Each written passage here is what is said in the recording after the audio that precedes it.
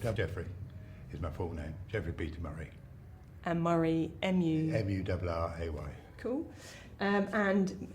Geoff is with me, Rosie Oliver, and I'm part of the Bijou Stories, avant-garde Bijou Stories project, Where To Now the Sequins Have Gone, which documents the gay bars and communities that existed in Lewisham, particularly in the 70s, 80s and 90s. And we're doing that, we will be producing a range of creative projects, including a podcast, and some of this interview may make its way into that podcast. And we're part of a bigger programme called In Living Memory, A People's History of Post-War Lewisham, and that's documenting oral histories of different oral histories of post-war Lewisham. So that's what the purpose is of this interview today. But now let's get started on the interview. So, Geoff, could you just introduce yourself, just say who you are? I say, my name's Geoffrey Peter Murray, nearly 64. Quite a complicated family history because my father was in the army, therefore I was born in Hong Kong. Travelled around with my father.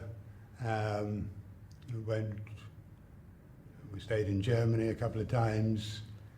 But my brother was born there. My mum and dad got married there, but that was in 1949, just after the war.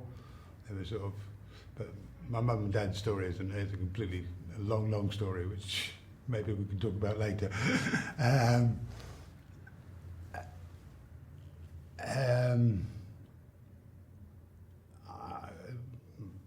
One of my last schools, or school before last, I was in Germany for that school, and then just before the exams we had to come back, so that sort of like interrupted my education. Not that my education was that good anyway, but because we were in Germany, obviously German was part of my exams, which meant I had to go to the girls' grammar. And of course, all the teasing you got from the boys is, you know, oh, he's off to the boys' grammar. Well, I was quite happy, but I mean... So it was just you and just those me, girls? Yes. But anyway, after that, well, this is when we came back to England. And where was that, locally? In Maidstone, in Kent.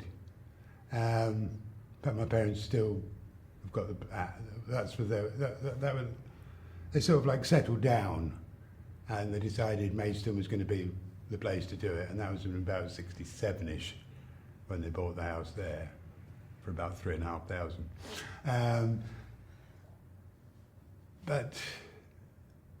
And then I suppose discovered I was gay, you know, experimented and things. Never really had a great many friends because, as I say, it was almost difficult making friends because you were always moving around. And when I went back to Maidstone, thinking that all my friends, you know, that were there 3 years ago, well, obviously they'd moved on. You know, some of them I could connect with, but some of them, you know, no interest at all, sort of, you know, different, you know, yeah. different things. I then started work. I worked for a jeweller's for 16 years. Was that down in Maidstone, or? No, it started off in Chatham, which is sort of like the next town. And that's one of the places where they had quite a few gay bars in Chatham and Rochester. So when I did sort of like start experimenting, that was sort of like where the place to go. I think there was one pub in Maidstone, but I don't think I ever went to it. Yeah. Not for any reason, it's just Sure, yeah.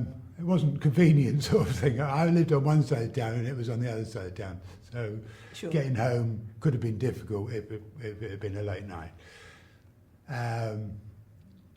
Especially with Maidstone with the buses, I mean, they're dreadful, but that's another story. But then I had a couple of boyfriends, my first serious boyfriend was a guy called Stanley, and that was in about 79. I was about 20. He was about 30, I think. But he'd been married and had 2 kids. And anyway, after a couple of years of... In fact, I moved out of my home. I lived with Stanley for about a year and a half or a year. And then things weren't going, as far as I'm concerned, they were going all right, but he obviously was wandering. Right, and that was when you were living in Chatham? I was actually living in Gravesend at the time. Right. But I say, when working with Samuels, you've got obviously hundreds of different branches all the way around the country. So, I mean, I've done, I think, about 10 different shops. I mean, I was a manager of one in Bromley. I was a manager of another one in Kilburn. And then... All over, yeah. Yeah, so I mean... So what brought you to Lewisham? It was... I'd split up with a partner, and he was living in Clapham. And then, because I was working in Woolwich, I got a bed sit. I had the bed sit for about a year, and thoroughly enjoyed it. You know, I mean, it was nice. There was a gay sauna across the road, so you know, not that I ever went to that either. But I mean, apparently there was a gay sauna across the road. I was in Plumstead. Okay. But the owners decided to sell the property, so it meant that I was homeless. Now, I'd already, when I was living in Greenwich, I'd signed on to the, you know, sort of like council list, and I took them up to, you know, obviously when I got my letter, I took that up to them, and I had a friend who also worked for Samuels, and he was also gay, but we weren't, you know, I think he fancied me more than I fancied him. We went on holidays together and things like that, you know, so, but it was purely, as far as I was concerned, it was purely platonic. I think he wanted a bit more, but, and so we got this, we were offered a place in the Ferry Estate. That's down in Kidbrooke, right? Kidbrooke, yeah. And we thought, well, and it was shared. So the 2 of us were sharing it as a sort of like a gay couple, or two gay people, and it was also taking us off the homeless list, and it sort of like fulfilled their criteria for LGBT and all the rest of it, even in them days. Which was like, now we're sort of in the early 80s, are we? Yes, yeah. It had been about 82. And we looked through the local, you know, I mean, every week in the pubs, you used to get all the gay papers. Depending on which pub you went to, you know, some only did 1, some did about 5 of them, some did 10. You know, it just depends on which ones you went. You know, the Ship and Whale and things like that. And we also went to a club in Blackfen. Where's that?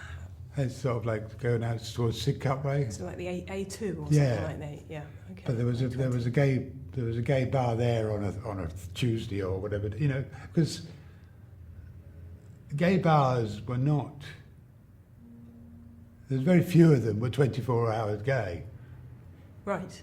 Okay. Yeah. So occasionally you'd get one from, you know, one would say, oh, we'll have a gay Tuesday or a gay Thursday, and we'll get a disco in, and it brings some money in. I mean, that's basically what a publican wants.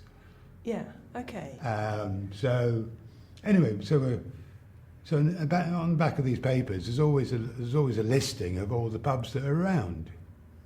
You know, some, you know, but anyway, so there's one in Lewisham. The Castle. we thought, well, it's only a bus ride away. We might as well go. So we get all doled up, pop into the castle, and, well, that's where history was made. Right, well, we need to get involved in this history. I mean, what was it like in the castle? Walk me through it. Take me through the door. What would I see? Who would be there? Well, the castle, I mean, it's still there, but I mean, it's maybe under a different, I think apparently it's going to be a noodle shop or something, so I hear. But the castle's opposite the fire station. It's sort of almost a dead end of town, but it's opposite the swimming bath, so it's sort of like, you've got the Roebuck, which is a nice busy pub, but there's not a lot along main drag.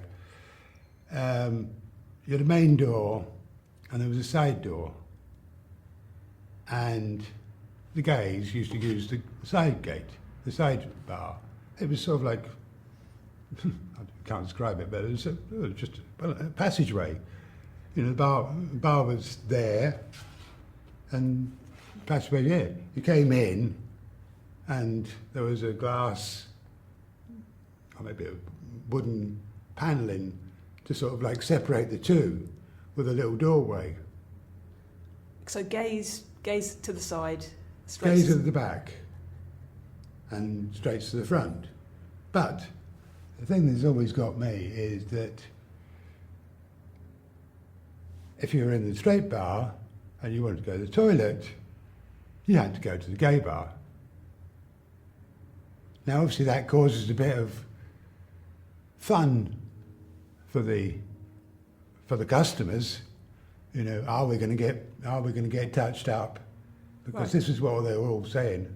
Oh, this is what all their friends were saying. Oh, don't go in there, mate. You're going to get touched up. You know, So there was.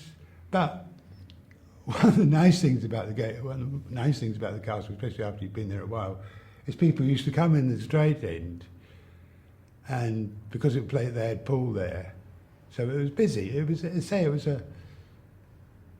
a pub where the landlord wanted to make money. So there was things that not necessarily were 100% kosher. You know, if you wanted a lamb chop or a steak, you'd go and see somebody, and for a pint, they'd get you your meat for the weekend. That sort of place. Okay, yeah. Obviously underhand, you know. Yeah. But it was sort of like, there was a lot of wheeling and dealing going on. Okay. Let's put it that way. And so, how did you know, in the gay side or back of the pub, how did you react to this sort of straight people thinking, "Oh, we're going to get touched up"? Was it funny to you, or did you find it sort of problematic? Or No, I mean, obviously, when I first went in there, because it was just, I suppose, so different, because it was normal. I mean, the castle was supposed to have had the longest bar in London, because it went from the door right to the very end. But obviously, you know, it got shortened over the years. I mean, it was still a long bar. I mean, it's still probably as long as this table, 5 metre, 10 metre long. right? You know, I mean, as I say, it's a long bar. And they had a dumb waiter. And I think that was the dumb waiter was the thing that actually stopped them moving the bar. They couldn't move the bar any further because of the dumb waiter. Which is what, bringing food from the kitchen? Food, you know, you used to holler out there and say, is Shane up? He was one of the sons. So the landlord lived. The landlord lived upstairs. I think he rented a few rooms out, but I'm not sure. And I'm not sure, 'cause I don't... And who was the landlord? Well, when I first was saying on the 27th of February 1983, when I walked in there, there was a guy that was, let's put it this way, even more dodgier than dodgy. He was well known as being sort of like, you know, And I say that's why I say if you want to meet, you just pay a pint. Len, I think his name was. A lot of people got great praise for him, as a lovely landlord. But I think maybe he was getting a bit old and he didn't bother. He didn't clean his pipes. We've got a lovely photo of us sitting in the back garden bit, drinking out of cans because the beer was dreadful. You didn't drink it because it was awful. Right. So that was Len. Yeah. And then Dorothy and Michael came in. And Dorothy and Michael were, she's an old, he apparently was an ex-CID of Ireland or something. He was quite high up in the police in Ireland and sort of like taken retirement or decided to change or whatever. And took this bar on. A couple of kids, Shane and I can't remember the other lad. But Dorothy was a sort of typical mother, an Irish mother. Oh, what do you want, boys? Oh, we'll get you home. Because obviously, when you've had a few beers, especially when you're cycling home from Lewisham to New Cross, it's,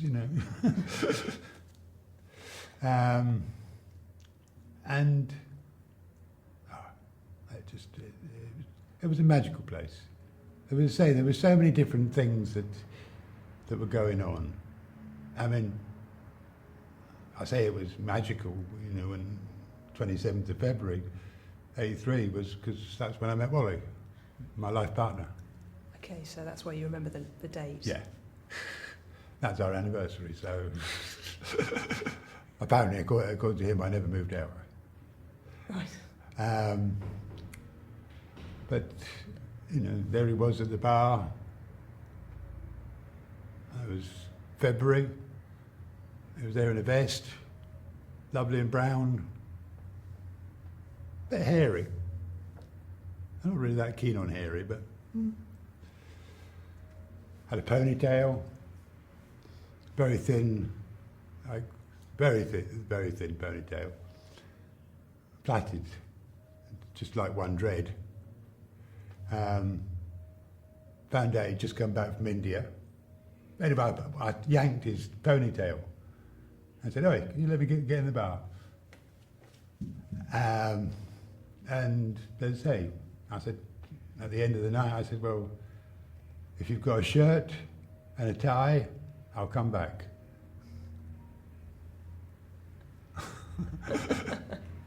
Which he had?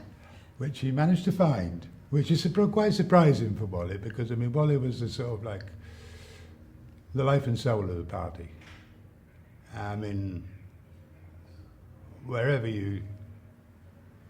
everybody loved Wally.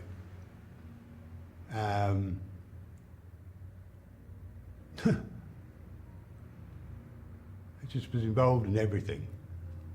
He seemed to be the centre of everything that was going on.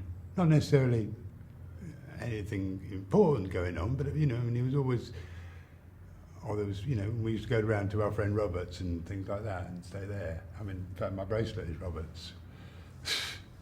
Yeah. So very close friends with Robert, and he's the one who worked here. Worked here being in the Deptford Town Hall. Yeah. Okay. So the castle for you is magical, primarily because that's where you met Wally. Yeah. Yeah. But it was rough. You wouldn't go in there with your Gucci shoes, let's put it this way, because it gets stuck to the carpet. It didn't. In fact, the carpet we've got in our front room is the same carpet as they've got in the castle. And what was that carpet like? Red with splotches on it all over it. Did it? I'm not sure if I'm thinking of the right pub, if it was the castle, but Tell me what it smelt like, the pub.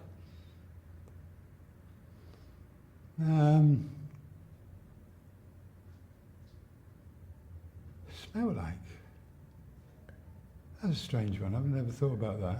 Because one of the pubs, someone was telling me, was always smelt like it had been flooded and sort of musty. It might have been the Roebuck. Maybe it wasn't the Castle. If it's not something you remember. No, I mean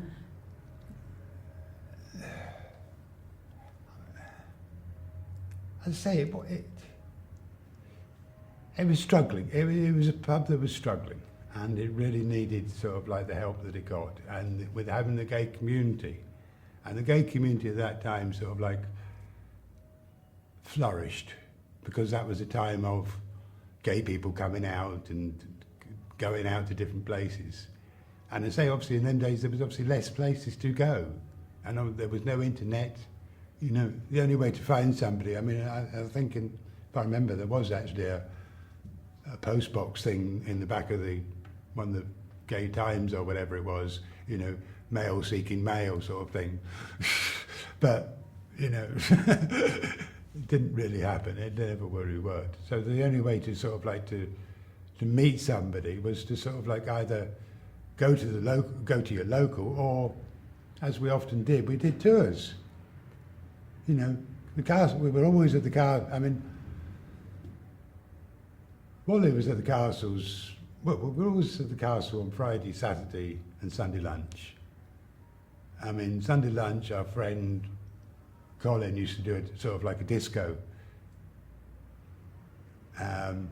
But again, it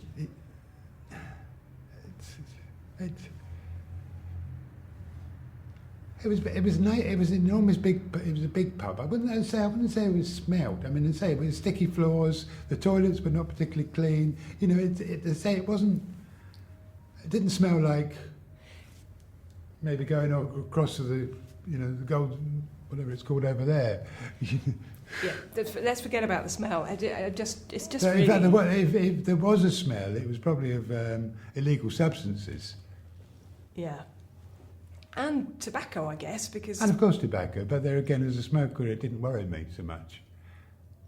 Yeah, but I there mean, that's again, such I've got my own opinion about tobacco. Yeah, but that's such a difference between pubs today, isn't it? In the old days, pubs just used to smell of booze and fags. I don't know if the castle was typical of that, but... Yes, it was definitely a booze and pub. And say it was a sort of like occasionally you would stick to the floor. But that, I mean, logically there would have been a busy night the night before, and therefore, drinks get spilt. Yeah. So, maybe it was the popularity of the pub that made it. So you were telling me about the sort of tours. You'd be there Friday, Saturday, Sunday you'd go there for lunch. Yeah. There'd be a disco. There'd be a disco on a Sunday. Yes. Yeah. But you see what? But then it all got ruined when they had all day Sunday drinking. Because why was that ruining? Well, because it meant that you had to be there between 12 and 3, whereas now it was open from 12 till 11, so people drifted in at different times. Therefore, you didn't see, the popularity of the pub between 12 and 3 was, there was no point going in there at 12.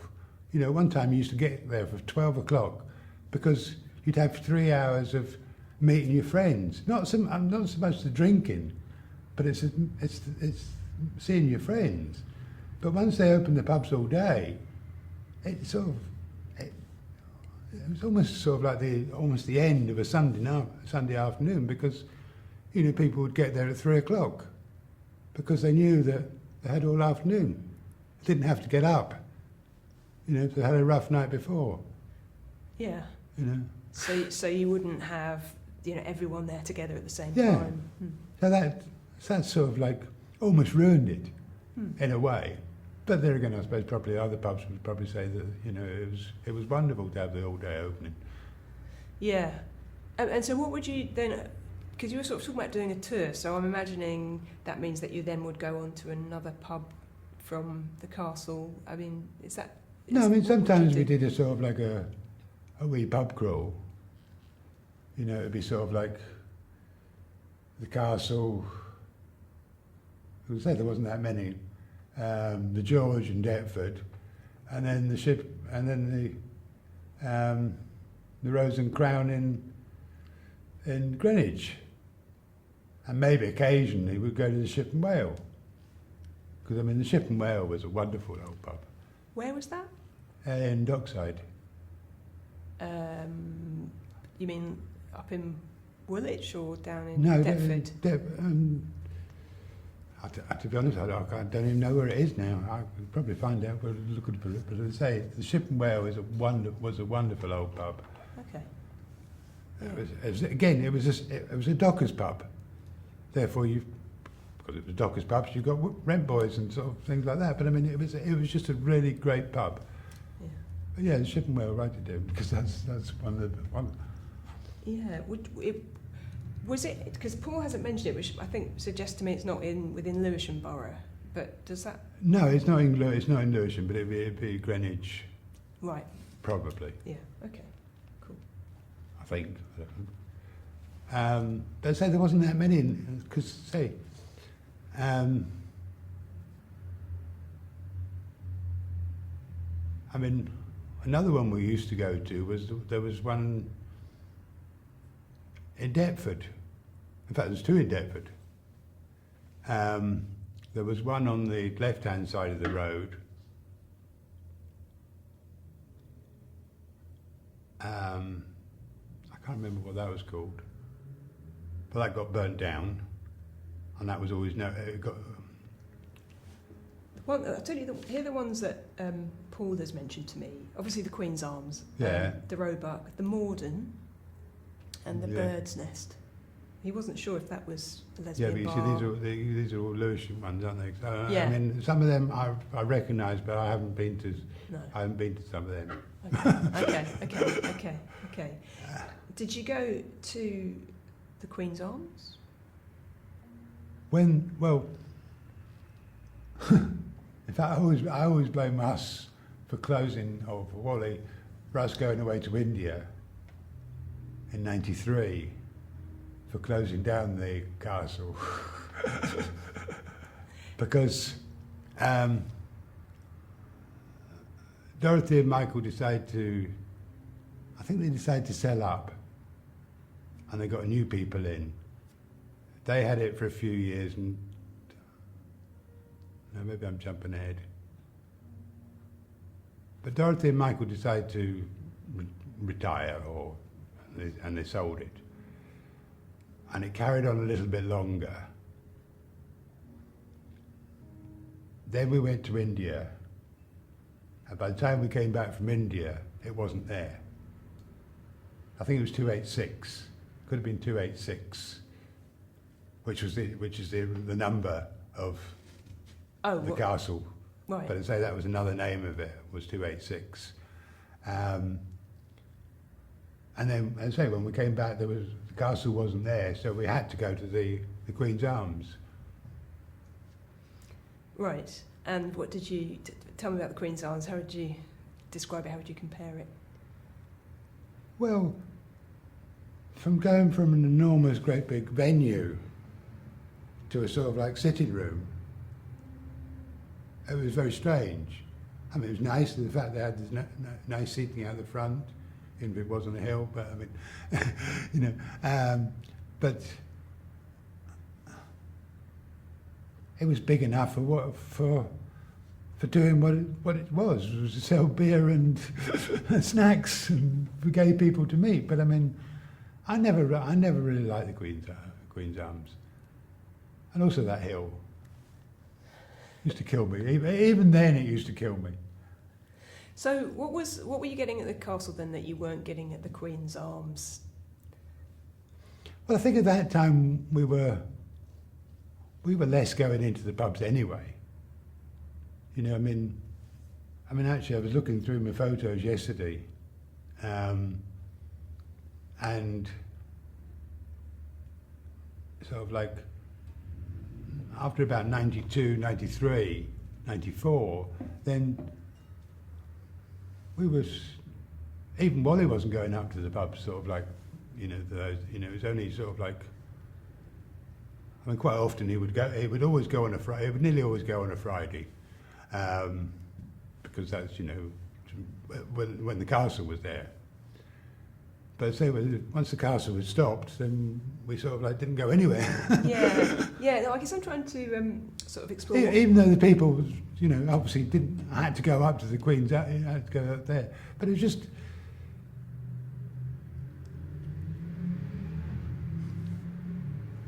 I don't know. Maybe it was a younger crowd. I don't know. Maybe it was Down at the castle. no down about the. I guess I'm just trying to get at what was special about the castle. What made it different? What made it such a sort of magical place for you? Apart from Wally, obviously. No, I mean, really, I suppose in some ways the castle was a bit of a shithole, but I mean, it was a nice shithole and people liked it. And it was just, and also I liked it because the fact is that they had straight guys in there. But what was also nice is that occasionally, as I say, people would come in and they'd have one week they'd come in and they'd have a couple of beers at that end. The next time they come in, they'd be in the middle of the bar. And the third week, they're down our end. So it was a way of slowly introducing people. Yeah. And So it was sort of like, oh, I'm going to the castle. Oh, well, yeah, it's a Wolfter's pub, but it's got a great pool there. I like my pool. Yeah. So, they had an excuse to go there. So this would be people perhaps who thought they were gay but weren't out and felt that it was somewhere where they could make that transition. Yeah. I mean, and that was one of the nice things. And to say because it was in the centre of town, it made it more accessible. The Queen's Arms was up there. The Roebuck. I think that, as I say, by that time we'd sort of like almost stopped going to the pubs because it's too expensive, basically. Having said that, I've always said I used to drink special brew. Okay, right.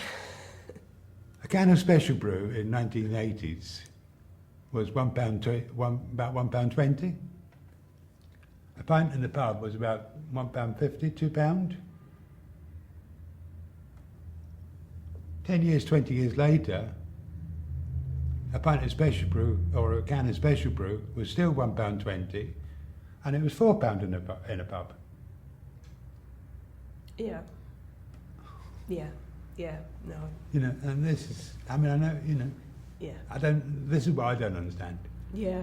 No, I don't. I mean, as I say, my idea of having a pub, but as I say, we're drifting off, would be to have a vending machines all the way around, or on one side, enormous great big extractors, no staff, and people could smoke. And they get the can out of the vending machine for 50 pence, £1 dearer than it is in the shop. Yeah. No staff, the CCTV, but no staff. That would be what you would like to see. Yes. Yeah. So it's more of a place. It's a place where if you want to smoke, you can. Yeah. And also you're getting a decent price of beer. Yeah. Yeah. Because, let's say we're completely drifting off. Yeah. If an off licence can sell it for £2, I can sell it for £3, and you can smoke inside. Yeah. Yeah. That has changed things a lot, hasn't it? Smoking. But you can't have staff. Yeah. Yeah. Because It's supposedly they don't like it. It's protecting the staff. Anyway, that's the reason. Right. Well, let's get back to the staff, because you mentioned Dorothy, and I think what you were saying was that she was a kind of mother figure. Yes, she was. I mean, that's why one of the reasons why on the pride flags it's always Dorothy's darlings. I mean, obviously Dorothy with the old insinuation, I'm a friend of Dorothy's. it was sort of like, it was perfect actually. Yeah. Now you mentioned the flag, Yes. so let's go through that story then. And I think that's the one for the Castle Trust in 1991. Yes. Yeah. Okay. So can you tell me about the Castle Trust, because that's what this was. To be honest, I don't know a great deal about the Castle Trust. I wasn't personally involved. I mean, I knew about it. I was sort of apparently what it was, but I never really knew. You know, secretive meetings and just an excuse to have a couple of beers, I think, to be honest. But I mean, and also you see the Castle Trust when it opened, because I say there was a lot of people that were. I mean, one of the people that one of our good friends, Chris, we were going to go to Agadir on holiday. The four of us, Robert, Chris, Wally and I. And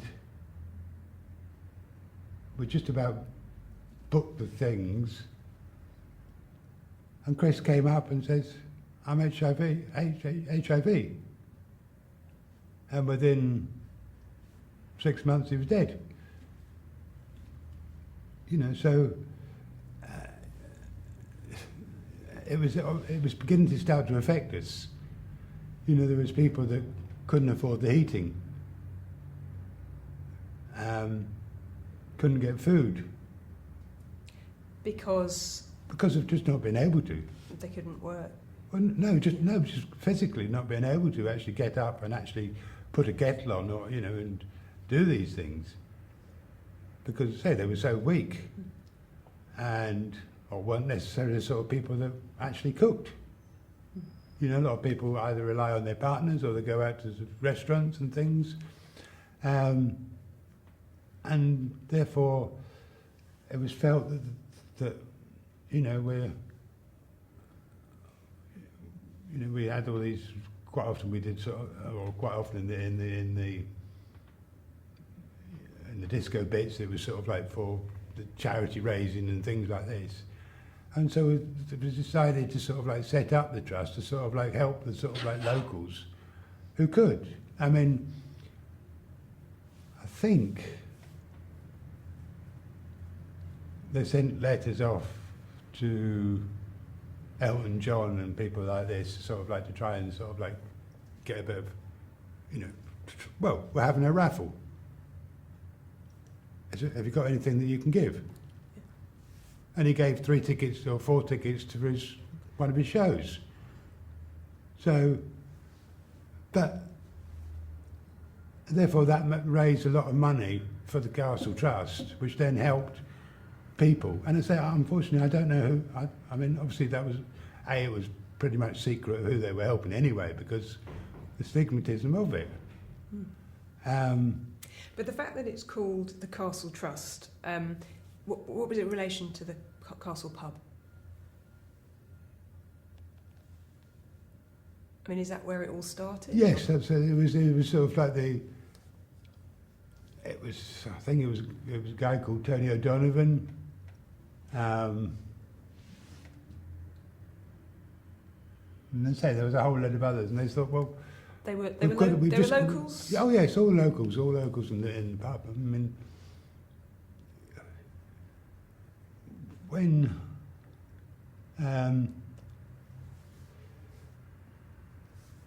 quite funny actually, because when we got married, first time under Ken Livingstone, we invited a whole load of people for the reception, but you only allowed 30. Well, everyone we knew as Tom, Jane, Mary, Fred. I had no idea of surnames. So, everything, even your best friend that you've known for 5 years, you still probably wouldn't know their surname. Yeah. Because it wasn't relevant. Yeah. You're just chatting down the pub, and yeah, you don't need. But yes, I mean, I know you're not really involved in the Castle Trust, but just in a nutshell, it was set up by by punters. local gay folk that wanted to help themselves, wanted to help others. Sorry, that were suffering from the terrible inconveniences, even the little bits that they could do. Yeah, yeah.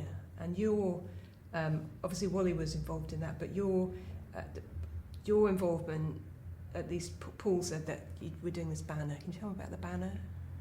Yes. Well, when the castle completely closed down, my friend Brenda, and she was one of the people that was also part of the trust, she decided that she wanted to take the, because it was obviously history, because there was actually 3 banners, and Steve took one,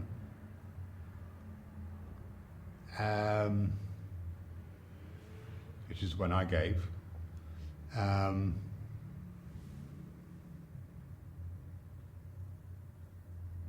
James, he took one, and somebody else took the other one. So they were sort of like split amongst the committee members, sort of thing. And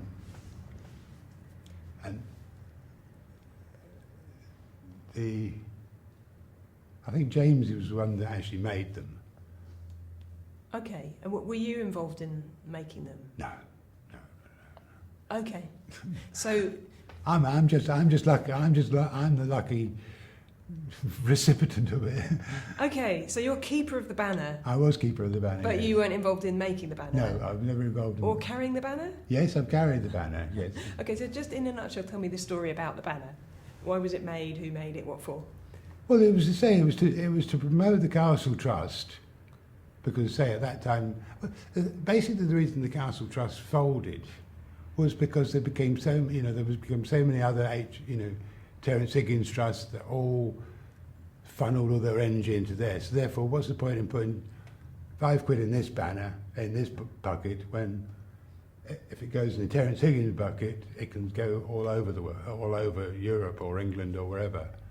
So it's just basically they swallowed up the Castle Trust. But the castle, and that was the reason why the banners were made, to sort of like promote the castle. And because it was just a great pub. Because there was all sorts in there. I mean, there was people there was a bus driver that used to dress up in females' clothes, and there was, there was all sorts in there. It was punks. It basically got the dregs of the society. Yeah, that's. It wasn't. As I say, it was not salubrious. It was not. It was thick with smoke. Yeah, but I think that's really interesting. It brought the dregs of society together. Yes. And they had something in common. Is that how you saw it? Yeah. Because basically they wanted a drink, and that's where you could get a drink. If you're prepared to pay pub prices, then you come into the castle and you can get a drink. Yeah. And just for the record, the banner. Sorry to bang on about the banner, but the banner was for Pride. Yes. 91. 91. Yes, it's actually. I think it's actually because we were trying to work it out what year it was, but it actually says on the banner it's 91. In the heart, I think it is. Pride. Yeah. But well, the first time we went out, because we all used to meet on the Saturday, sort of like, and the pub would open, at 9 o'clock for coffee, Irish coffee, of course. A wee bit of brandy and whatever, fortify us. And I say I wasn't there because I was working, because I worked in a jeweller, so I had to work bleeding Saturdays. I hated it. I would get home from work, nice and sober and all the rest of it, and come home and find 5 people in my front room, and they're all flipping drunk. And that was fine. But So they'd have been at the... well, they'd been at the pub all day and come back. I mean, to be honest, not many of them came back to our place. It was too far away. Yeah. But I mean, yeah. Yeah. Paul, well... No, that's what I was going to say. One of the times we left, apparently we got a police escort from the castle to Ladywell Station because we walked along from the castle. Oh, they walked along. I was there. I wasn't there. They walked along from the castle to the Ladywell Station, and the police sort of like, I suppose because they were taking up too much room, causing obstruction or whatever, decided to escort them. I don't know. I wasn't. That was for Pride, was it? Yes. Because, I mean, that was our sort of like the big thing that we went to. I mean, Wally supposedly have gone on the first or the second Pride. I mean, he's had eggs thrown at him and all sorts. Mm.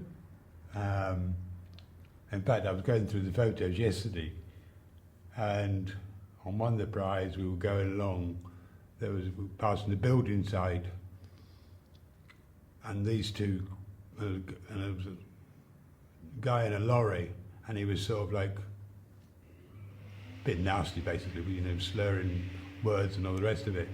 And the police came along and said, "Look, sorry, mate, you know, it's their day. You just got to shut up today. Tomorrow you can be like that, but today you've got to be nice, because we've got to be nice to these woofters." Mm. Yeah. You know, it's sort of like, you know, put up with it for a day and we'll be happy, you know. Yeah. I mean, that's another thing I wanted to ask you about. You know, the kind of role that these kinds of pubs like this, the castle had. You know, did you see them, given what the rest of the world was like, as a kind of refuge, or how did you see the pubs? And what was it like outside of the pubs for you as a gay man in the early 90s? Well, coming out of the pub, waiting for a bus stop, you know, there's a bus stop basically just outside the pub. And you knew that if you're kissing someone 1 minute, and as soon as you come out, it's, you know, it's double life. And as soon as you come out of the pub, you know that, hang on a minute, you've got to, who's going on there? You know, who's following me? Mm. You know, Lewisham is never has been a 100% safe area. And some people, you know, are not particularly keen on gay people, and they'll make it known. Yeah. So it was always I personally, again, have never witnessed it. My partner reckoned that when he was coming up our road, that there was a family at the bottom of the road, and they were not particularly keen on gay people, and every time he walked past there he used to get abuse. But I say, I have personally have never had any abuse. Mm. I don't think. Maybe I can't hear it, because my hearing's not that good. I mean, I guess, do you think that's partly, did you tone it down? I mean, when you were just in the world at large? Yeah, but I mean, when you're coming out of the castle in sort of like sequins and pearls, it's quite difficult. You know, I mean, don't be wrong, I mean, there was one day when we went to the Rocky Horror, which is up in Catford. You know, I mean, we just went to town. And, you know, I mean, the bus trip from across the road up to Catford Station was sort of like quite hilarious. But I mean, there was obviously some people that sort of like were, they weren't, well, dare I say, even I find it strange even though David Bowie's been doing it for years apparently, wearing a man wearing a dress. It just seems strange to me, but I mean that's. Yeah. I think I'm getting a bit old for this world because I'm beginning to misunderstand. I don't understand anything yet anymore. Yeah. Things have changed, haven't they? One of the things that the Castle Trust, I mean, it's obviously a lovely example of the gay communities coming together, supporting each other. Yeah. Were there other examples? I mean, did you feel that was a really important thing at the time, and the pubs had a role in that? Yes, because I say, you know, because of that time, the systems weren't in place to help people that became HIV, let alone when the ones that developed AIDS. Shortly after, I don't know when it was, but I mean, the benefit system, for example, if you were living, if you're disabled and suddenly you're living on 60 odd quid a week and you need to have the heating on 24 hours a day, you can't pay for it. The system worked better now because of HIV, and the government included that. I mean, in some ways,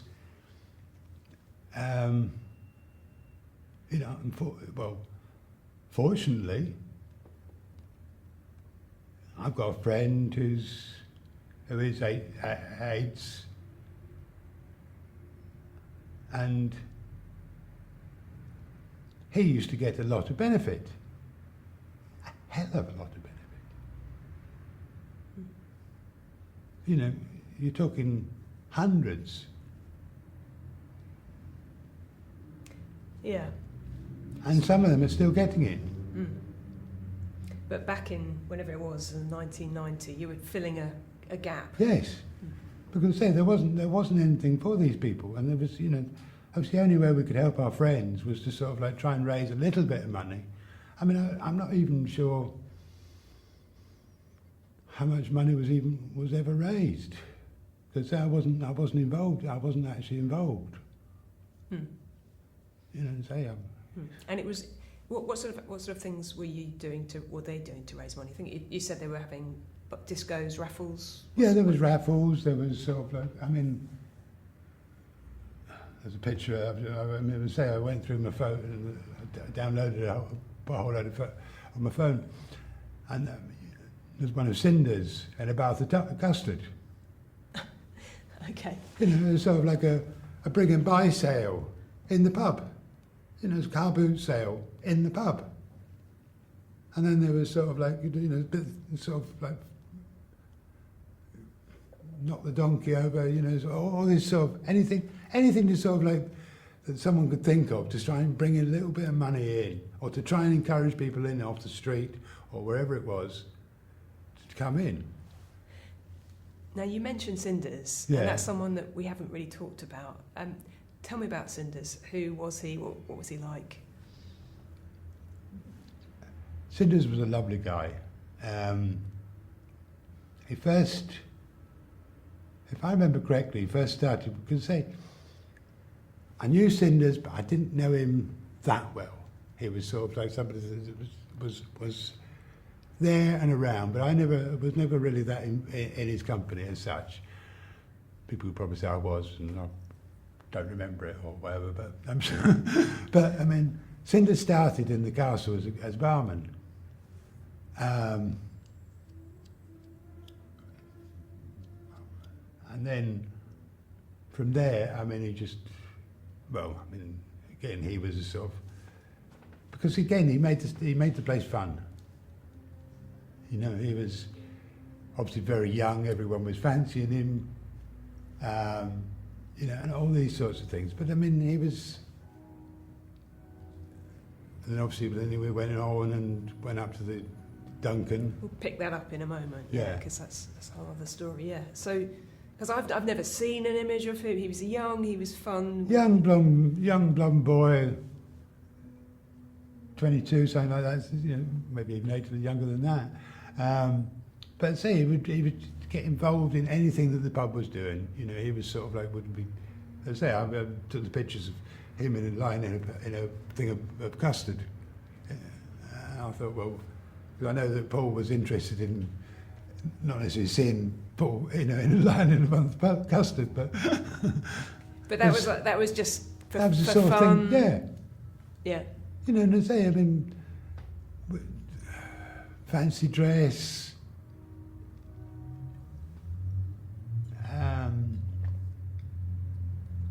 I said a lot about A, I can't remember, and B, a lot about I was working, you see, because You weren't in all the time. I only got Yeah. 1 day a week off. Yeah, or yeah, 2 of days a course. week. No, So well, it was, Yeah. Is there anything you remember, personally, that you remember about him, how he spoke, anything unusual or sort of funny or memorable?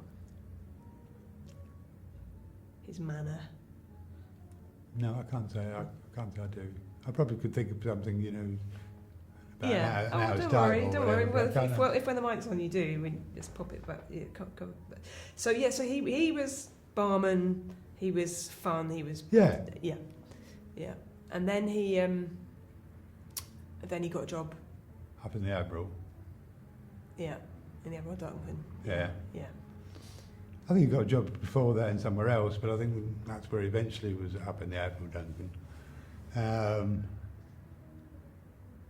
But again, you know, sort of like a place where we went maybe once or twice. We never really, not really our area of town, and up there the prices are even dearer. So, Yeah. you know, because while he was on benefits, and I was working, and so therefore it was sort of a bit difficult, you know. What my money didn't spread that far, and obviously what his money definitely didn't spread any farther. Yeah. In fact, once we got married for the second time, I was completely crippled Financially. because it all fell on me. Whereas before, because Wally lived in a rented flat, I still live in a rented flat, but obviously he was getting benefit for that. When once we got married, officially, legally, we lost all that. So don't get married unless you're both working. Yeah. I didn't know that was the impact on benefits at all. Oh yes, Yeah. it's ridiculous. So any other memories of the bars around here, the Lewisham bars and clubs? No, I mean, well, the person who should be mentioned, if you mention the castle, is old Tom. Who was he? He was the cantankerous old barmaid. I was correct first time. No, as far as we know, he was straight. Apparently had a girlfriend called Ethel, I think. But he was just a character. You know, he was pencil behind the ears, you know, always had a Guinness on the go, you know, would slowly work his way through the day, and it would take him hours to do something for 5 minutes.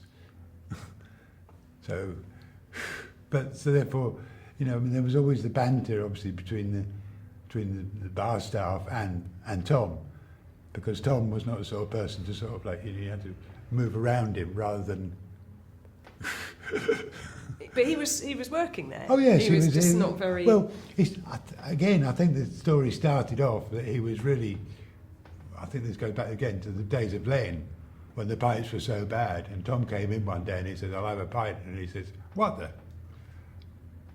He says, "Well, can you do any better?" He says, "Yeah." He says, "Well, there you go. That's your job." I think that's how he got in, because that's what he was. He was a pot man. Right. You know, he used to get the barrels and, you know, Clean them. well, it was an excuse to spend 5 hours downstairs in the basement having a few more beers, I think. But he was one of the characters. I mean, don't get me wrong. I mean, there was quite a few characters behind the bar. I mean, there was Russell. There was loads of them. But I mean, my memory for names was not that good. Yeah. Yeah. Especially now. Yeah. Yeah. I mean, when you think back to that sort of era, you know, how do you reflect on it now? And the pubs in particular, and that. There's some wonderful things that are happening now because, I mean, I was going to see a friend the other day, and I got up to Lewisham, the Nunhead train station, and there's two young boys with their arm round each other and kissing and holding, you know, all romantic and all the rest of it. And I thought, wow, isn't that beautiful?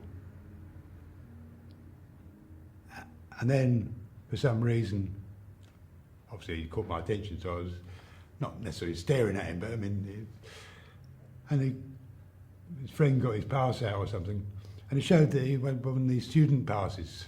And I thought, God, does that mean he's only 16? I thought, that's even more beautiful, you know. It's even more beautiful, you know, they can be together, you know. Whereas, well, when I grew up, the last thing I wanted to be was I wouldn't say a dirty old man, but an old man living on my own and having nobody. And I had 33 years of beautiful friendship, and now I've gone back to being the old man living on my own with hardly any friends. So it's been quite difficult. And I say, with the pubs not being around as much, even though there's the George, the Rose and Crown, that's about it. That's the only two bars. And so therefore there's not a chance, it's not so easy to meet somebody. But having said that, I suppose there's Grindr and things like that. But do you necessarily want? Is it sexual gratification you're after, or is it a chat? So where would you go now to meet people? And I don't mean necessarily to pick up, just to socialise with other gay people. I don't, to be honest. I've almost become a recluse. And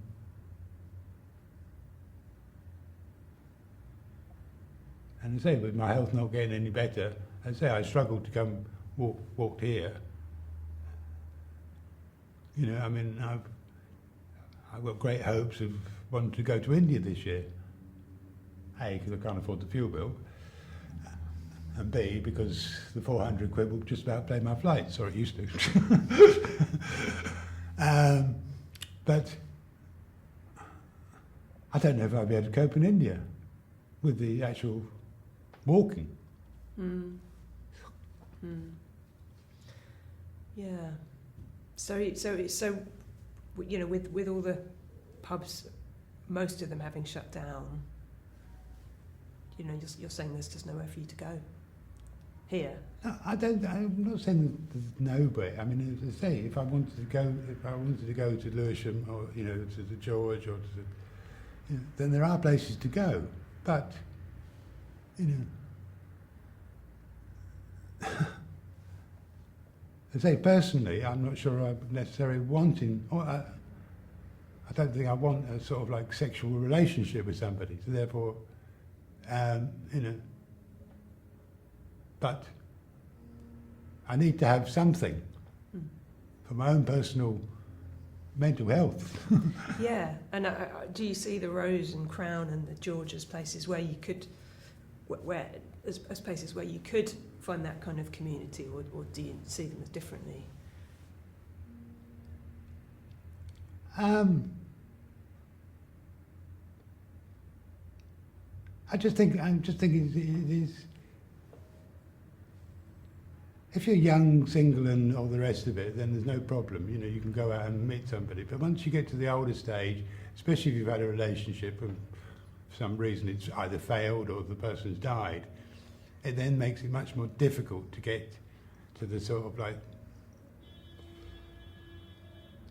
the caring side. Because because I mean, we used to, our very best friends used to live, you know, within 100 yards of each other, you know, within 100 yards or a couple of 100 yards. Now they're down in Maidstone. So now any of the friends that I used to have from the castle days, there's not many of them that are actually still in Lewisham, because a lot of them have moved out. Yeah. Do you stay in touch on, I mean, do you use social media? Or? Yeah, I mean, I still do my Facebook, but I mean, even that, I've given up, almost.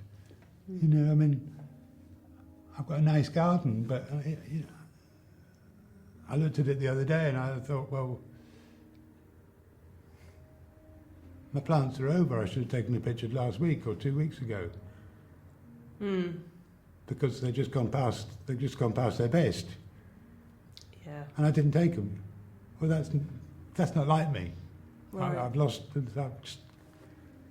completely lost interest, I suppose. In everything? Almost. Right. Oh, so sorry. This is not really a beer. No, well, but it's a big issue. You know, it's not just you. I think that's really the purpose of No, this. but I'm saying that, Yeah. I'm saying it's say for the older gay person. I mean, don't be wrong. I can't imagine it's easy for the older straight person. You know, if they've lost their partner. You know, I don't know. Well, we are talking to people who've started a sort of kind of social club in Deptford called the Triangle. I don't know if you've heard of it. No. It's not. They haven't yet got a license. They've just at the moment they're just opening for occasional events. But it's an example of an attempt to start something up new because in response to all the closures, really. But if you're on Instagram, I don't know if you're on Instagram, you can follow them and you can see what they're doing. They're called the Triangle. The Triangle, Deptford. So at the moment it's just occasional events, but they're hoping to get a licence and to be open a bit more. But that's just one example. It's not really a pub, it's more of a kind of social club. Yeah. But yeah. Okay, well, Geoff, you've been so generous in your memories and remembering and reflections. Is there anything, as you're talking to me, is there anything else that you're thinking, oh God, I should have mentioned that, or... there's probably lots of things. Probably lots of things. Probably lots of things I should mention. You know, I mean, we did day trips to Alton Towers. We did day trips to Brighton and Bournemouth and places like this. You know, sort of like either groups of us or I think there was a couple of coach trips to sort of like. We definitely went to Alton Towers a couple of times because obviously. That way the kids could come as well, because obviously some of the girls had children, not many of the boys did, mind you. But that was the other thing.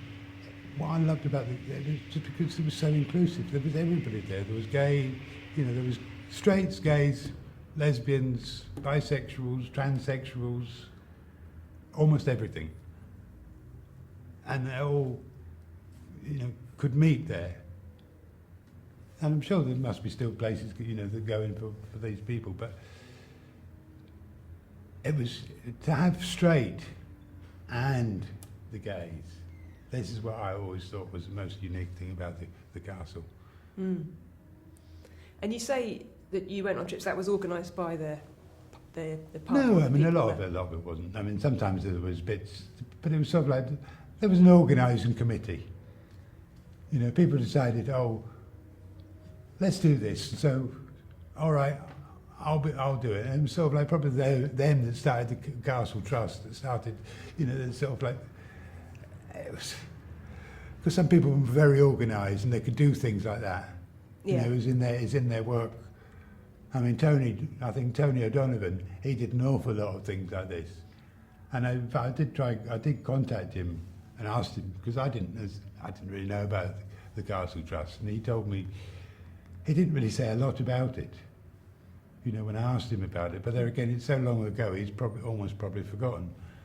Yeah, but that is the same sort of people that were setting up the trust. Yeah. We're saying, let's go on a day trip. But I mean, it was just a case of, we fancy going.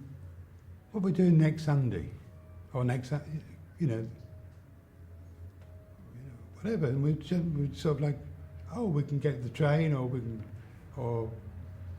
a couple of us had cars, so there would sort of like be a convoy down the motorway sort of thing. Yeah. Or up to Margate or somewhere like that, But I say we always did. But it was like groups of us, me and Robert, or me, Wally and Robert are going off to Margate tomorrow. Anyone fancy coming? And the chances are, maybe 4 or 5 people would say, yes, why not? So we'd sort of like all jump on the, whatever means of transport was there.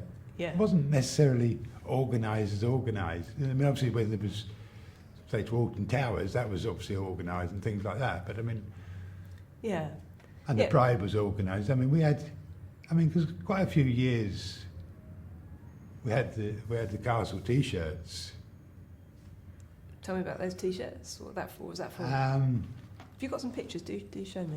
I've got some pictures, yes.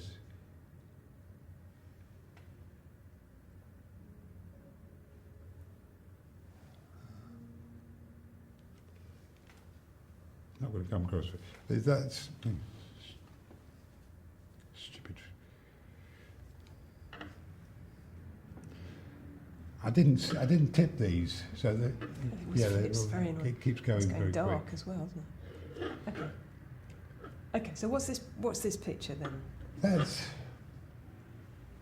That's one of the castle. That's one. What year is that? 1980, 89.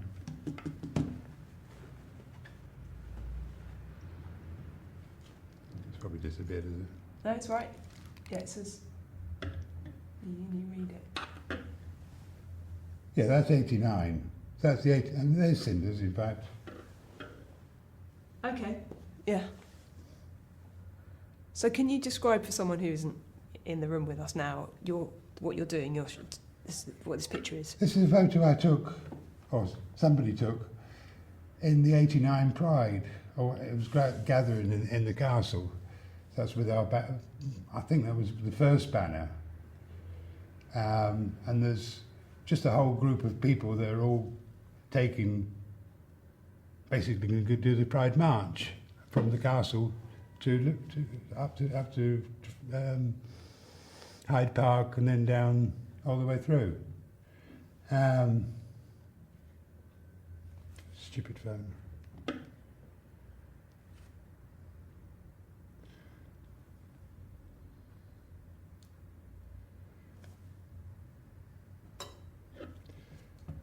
That is one of me. Oops. I didn't. That's one of me holding the banner. Oh, wonderful. That's 1992. That's the 92 one, is it? That's what it says on the banner. Yeah. That's the 92, yeah. And then I've got another one.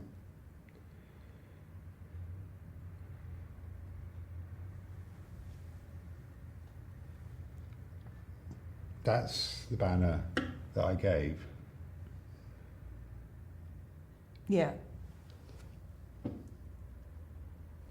Pride 91. 91. Yeah.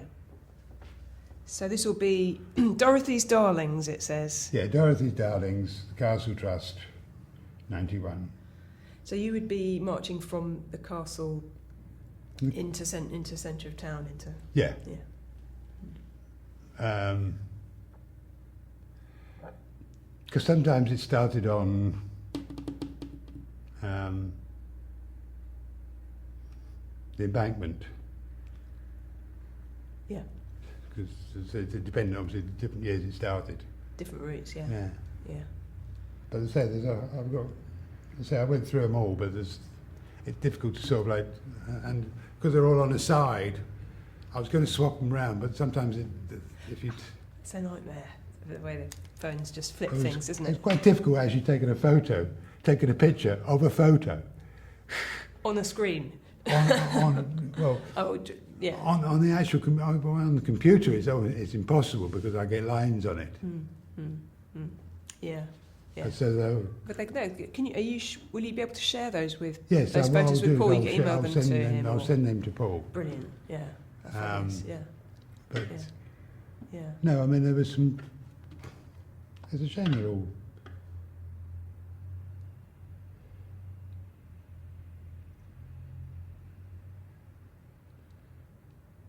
There's, for example, was a picture of Cinders in his bath of custard.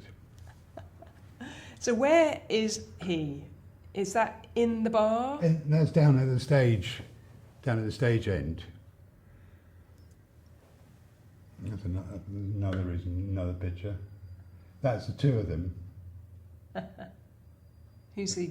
You That don't was know. Tony O'Donovan with that. Uh-huh. You know, the naked picture is Cinders. Okay. That's just the usual crowd. Yeah. Yeah.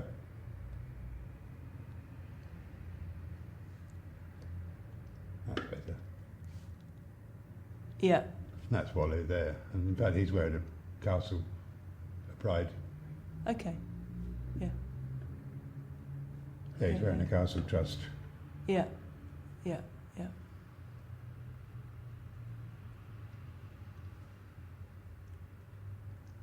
That's another one of Cinders, Okay. dressed up. That's a whole load of us at the castle. Can I see that one? Yeah. So with the bar, was it the same bar staff just serving either end of the Yes. bar? Yeah. Just sort of Yeah. moving between the two. Yeah. Yeah.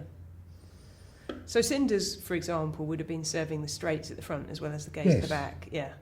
Oh yeah, I mean he said Yeah. that was well.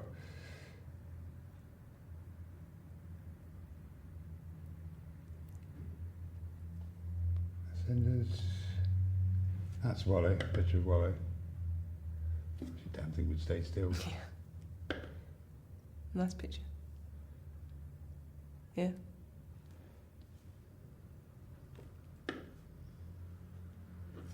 That was Dorothy. So For her what's birthday. what's that? Okay, so birthday.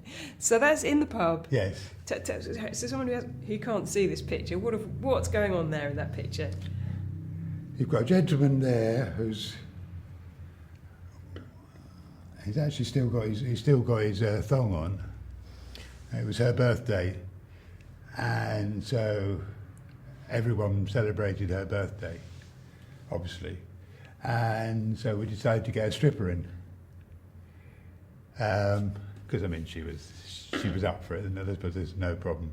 And this particular picture is her spreading cream onto his genital area and also his chest. Excellent. I did take another picture without clothes on, but I thought, well, that's pushing it a bit.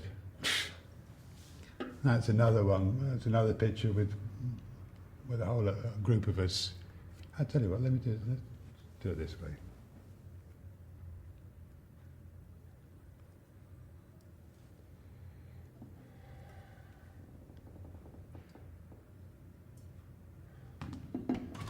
How's it gone?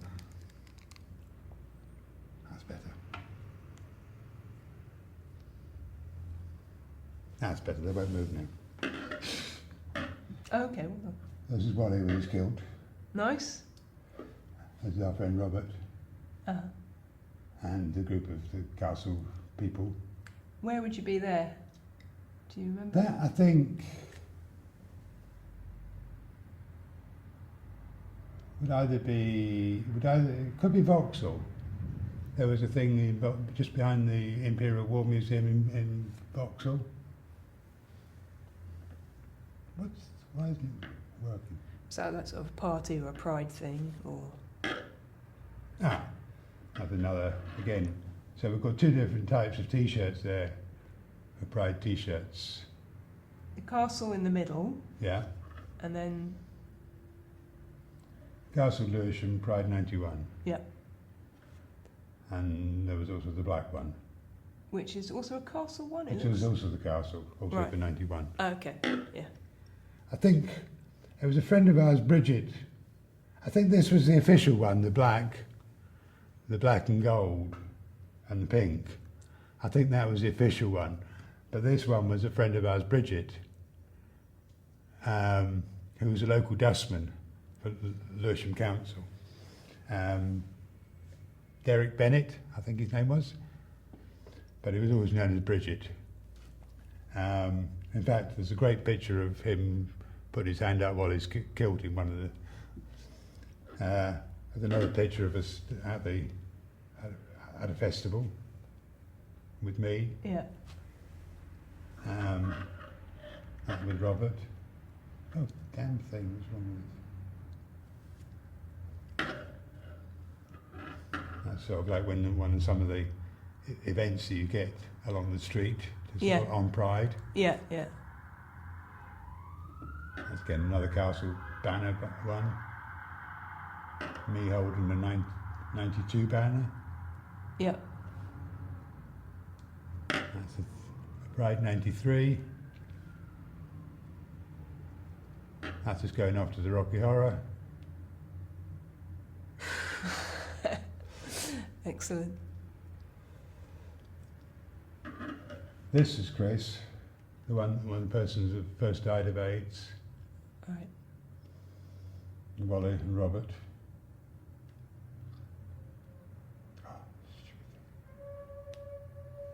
That's old Tom. Pencil behind the ear, Yeah. as you said. Yeah. Yeah. But that's old Tom. Oops. That's for prison equality. Prison equality.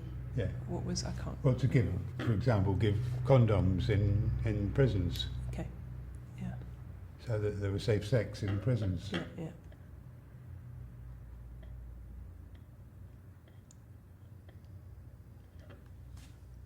That's a group of us all going off to Pride.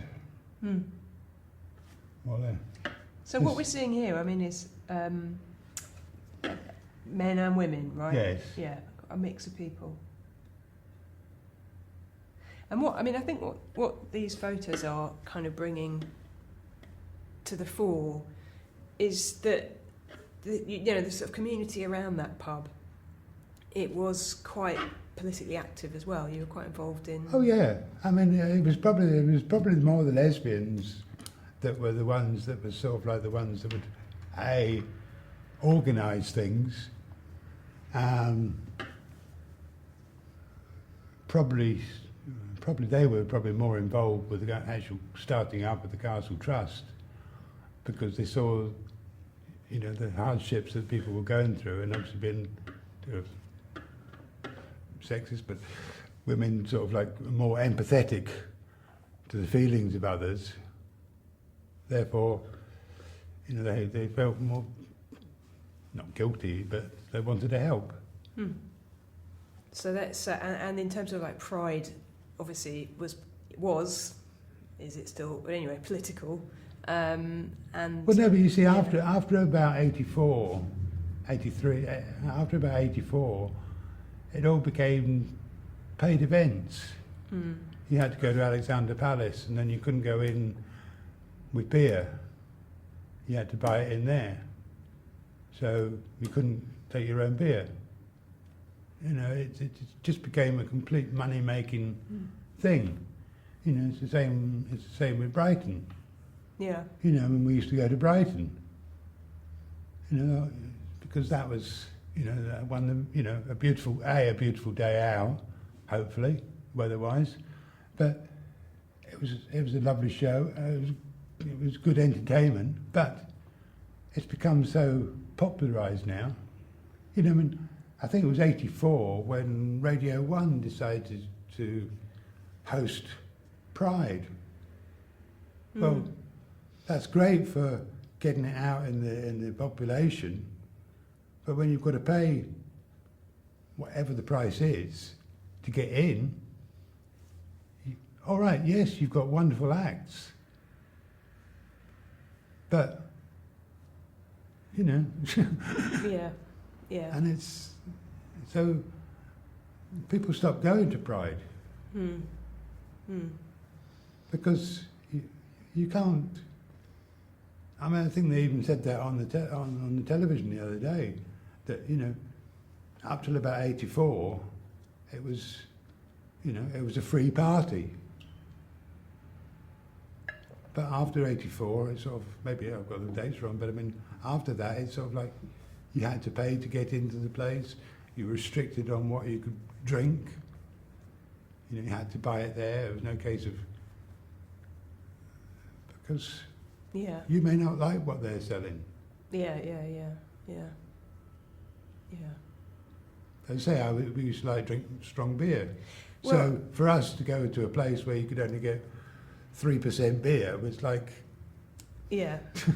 What's the point? pissing in the wind. Yeah.